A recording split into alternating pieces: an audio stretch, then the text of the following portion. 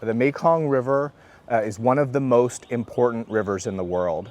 It's the most productive river in the world. Over 2 million tons of fish are harvested every year from the Mekong River. It's one of the most diverse rivers in the world. There are almost 1,000 different kinds of fish living in the Mekong River. And the Mekong River is absolutely essential to Cambodians. People get the majority of their protein from fish that come from the river. People have been living along and depending on the Mekong River in Cambodia for thousands of years. The amount of fish that come from the Mekong River is pretty incredible, but when you're out on the river, you also realize that the amount of fishing, the fishing pressure is very intense.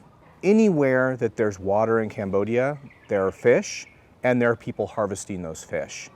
And at some point, that harvest is going to become unsustainable. And already we see that some of those most vulnerable fish are starting to disappear.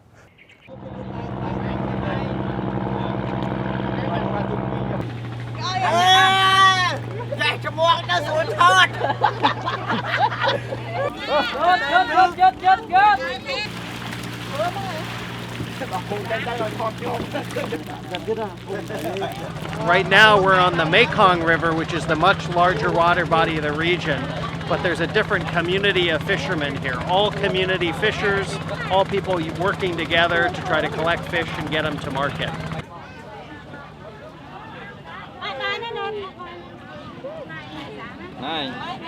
Okay.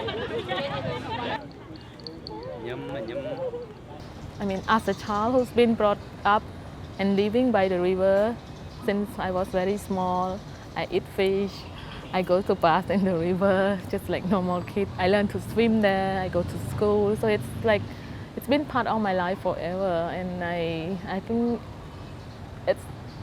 I really should work on it to make it better.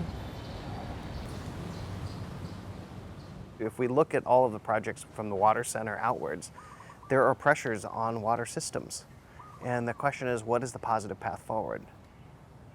There's always an opportunity, right? And the question is, what is that opportunity? Whether it's cultural or scientific, it doesn't matter. But in our project, we tend to integrate all of them. Yeah. And we don't work in a vacuum. You can't just do science to do science.